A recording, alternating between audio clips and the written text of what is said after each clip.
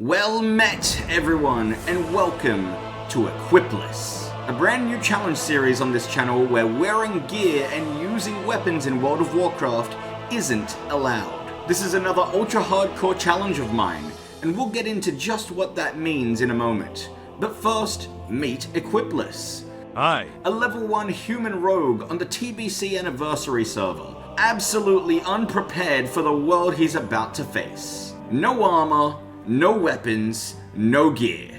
He begins his journey in Northshire Valley, where he strips down to start. Take it off. Slow, steady, undress. But before we begin, let's go over some of the house rules. The core idea of this series is this. If it goes into an equipment slot and gives me power, it's banned. And we're trying to achieve level 60 with that restriction all the way through. While level 60 is my goal though, if I somehow actually reach it, I will happily extend my sights to level 70 and some Burning Crusade Equipless content. But does this mean I can still use normal abilities, if any become available? Talents and consumables? Yes, potions, food, bandages, abilities, all are fine. However, I can't directly ask for help. Indirect help though is allowed. If another player randomly buffs me, saves me, helps me nearby, or gives me something without being prompted by me, that's fine.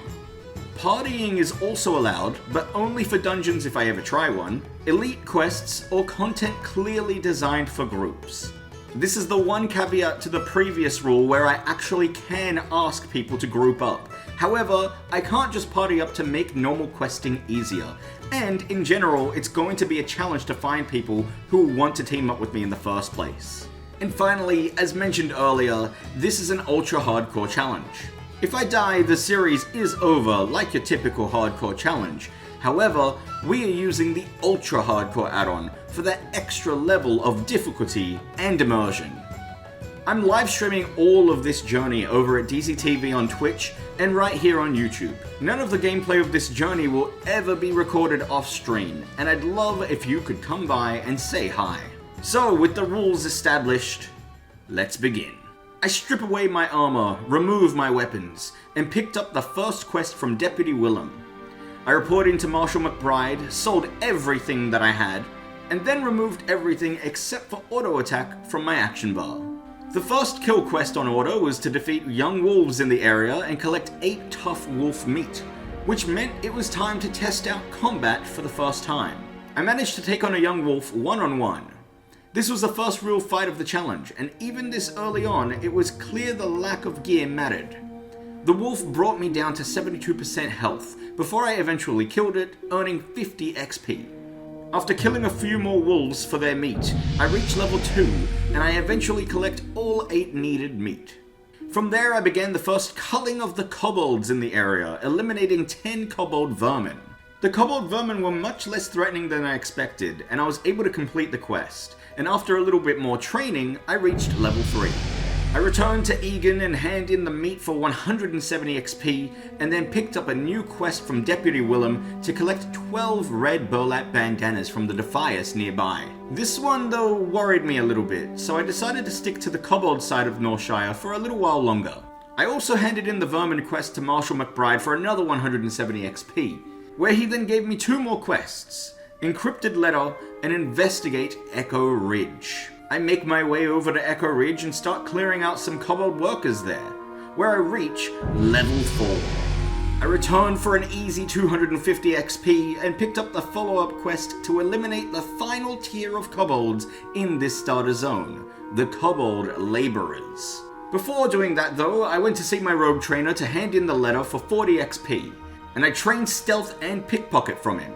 Stealth in particular is going to be a core ability for me, and one of the few useful ones that I'll be able to learn in this challenge. After that, I crossed the bridge into Northshire Vineyards to start collecting the bandanas. The Defias here were much better equipped than me, which is why it had me a little worried. They have armor, they have weapons, but I found out they weren't especially dangerous at all. Yet. I was able to work through them fairly easily, collecting the bandanas and staying for a little while longer for extra training. By the time I was finished, I'd reached level 5, and I'd already slain 78 enemies in the run. I return to Willem and hand in the bandanas for 360 XP, and he charges me with meeting Millie Osworth, who needs some help, and also eliminating the terrifying Garrick Padfoot. But that one would definitely have to wait for now, as I still had some kobold laborers to cull. At level 5 now, I make easy work of the kobold laborers and eliminate all 12 of them. But before returning to the marshal for my reward, I went to speak with Millie. She asked me to collect 8 buckets of a harvest from the vineyard, which was being guarded by the same defiers I had already been fighting. Through some indirect assistance from a friendly gentleman with Tourette's, I'm able to yoink all of the buckets and return to Millie in no time, handing in for 180 XP. I'm asked to bring the Great Manifest to Brother Niels in the bell tower of the Abbey, and on the way I hand in Skirmish at Echo Ridge to Marshal McBride for 450 XP, which brought me to level 6. And this is where the Ultra Hardcore add-on properly kicks in. Much like in my previous Passivecore series, click the link in the description to watch, my action bars are now completely hidden outside of rested areas, and I can only change them while in inns or cities. The Marshal then dismisses me from Northshire, and I'm given a quest to report in at Goldshire, but not before meeting with Brother Neil for 360 XP. Feeling I'm not ready to take on Padfoot just yet, I take my leave of Northshire for now, picking up the quest Rest and Relaxation on my way out and making my way to Goldshire. Upon my arrival, I report to Marshal Duggan, or Dugan, or however you say his name, for 230 XP, and he tasks me with exploring the nearby Fargo Deep Mine. I take my time to look around town, handing in the Rest and Relaxation quest to Innkeeper Farley for 110 XP, and then I sold all my trade goods. I noticed a cooking trainer in the kitchen and headed in there to learn apprentice cooking. Cooking should actually be quite useful for me in this run. Since I can't rely on gear, any extra survivability I can get is crucial, and the sooner I get the well-fed buff constantly active, the better. William Pessel also had a quest for me, Kobold Candles, and I also pick up Gold Dust Exchange from Remy 2 times, which requires 10 gold dust from those same kobolds. These 2 quests are also quite interesting because they reward 2 very useful items for me. The Bag of Marbles, which reduces an enemy's chance to hit me by 25% for 10 seconds, and the Glowing Wax Stick, which reduces the target's armor by 50 for 30 seconds. After pondering my next move, I decide to head to Stormwind. And in Stormwind, I did what I like to call the old Stormwind Shuffle, which consists of Renato Galina's quest, followed by Harlan Bagley, and then Remus Schneider. It was only a couple hundred XP all up, but safe experience early on is always useful. Now, while I was there, I picked up fishing, and I feel like this was a mistake. And I only realized it after buying it. To fish in World of Warcraft, you have to equip a fishing rod. Equip being the key word there. Now, you could make the argument that the fishing rod isn't being equipped for combat, and so it should be fine. And honestly, I'd be very happy with that ruling because I quite like fishing in WoW, and some of the latter fishing quests could be a decent source of XP. But for a true equipless run, I do think equipping a fishing rod might go against the spirit of this challenge. So for now, I'm not going to fish. I'm going to dump the fishing rod in the bank, but I'll leave this one up to the comments here. Should fishing be allowed in Equipless, or does equipping the rod break the rules? After that, I trained herbalism and alchemy. Now, potions are going to become extremely important for me, especially in the early game.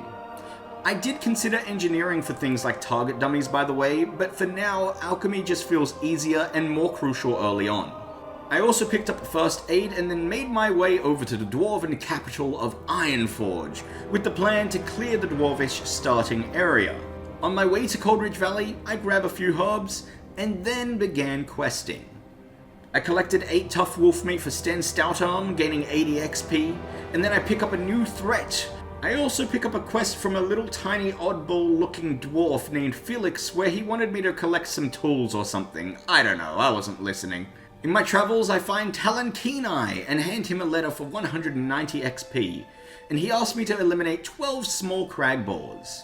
And the area I was in was perfect. It was riddled with boars and trogs, so I get started working through them. And after killing all 12 boars, I hand in the quest for 250 XP. I also handed another letter in down the road to Graylin Whitebeard for 270 XP, and pick up his next quest to kill 14 troll whelps.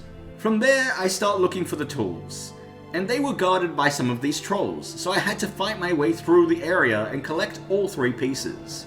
After collecting the tools, I finish killing all 14 trolls and hand in the quest for 360 XP, reaching level 7. I'm then tasked with my first real challenge. Defeat Gricknir the Cold and retrieve his stolen journal. But before heading into that fight, I pick up a timed quest to deliver hot morn brew back to Anvilmar. On the way with the delivery, I hand in the tools for 250 XP, and then deliver the morn brew for 230 XP. I hand in the Trog kill quest for 170 XP, and then return the empty mug to give me 450 XP. And after all of that, I was finally ready to deal with Gricknir. Now, caves are always terrifying in hardcore runs, but I boldly headed in and cleared out some of the trolls. I already had a defense potion active and some health potions on hand that I'd crafted. I attacked the additional whelp first, and though taking on 2 of them was tough, the ad eventually went down. I switched my focus to Gricknir, but by this point I'd already taken a fair bit of damage. My screen started flickering red, so I drank a health potion, and thankfully, that was enough. I kill the troll, loot the stolen journal, and rush back to the quest giver.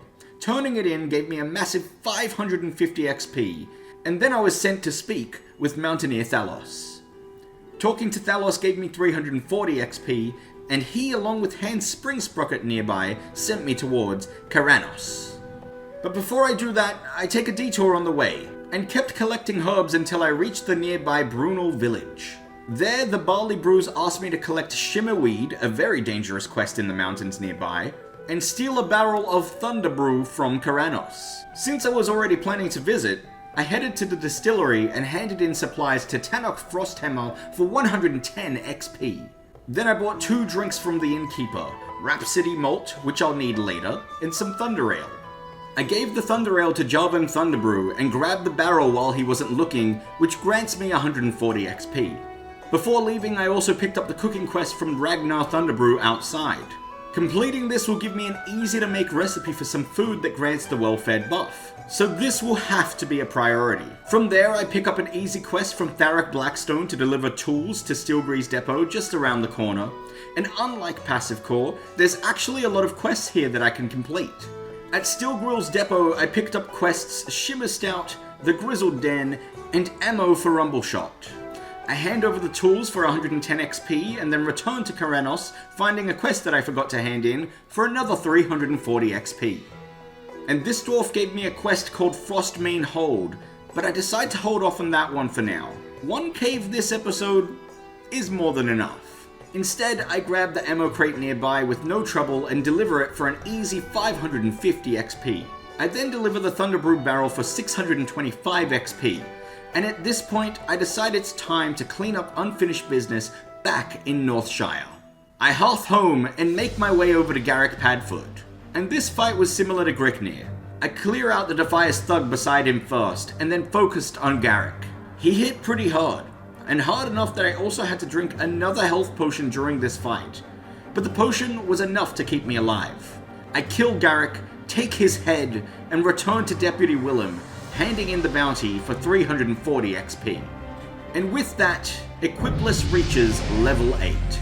So Equipless has survived the starter zones of Northshire and Coldridge Valley, and also the first few quests around Karanos. He's level 8 now with no armor, no weapons equipped, and the ultra hardcore restrictions now fully active. Gricknir and Garrick both force me though to use potions, and while they're named mobs, they are still starter zone mobs. From here, the enemies only get stronger. So is this a bad omen for things to come with this journey? Well, I hope you enjoyed this episode.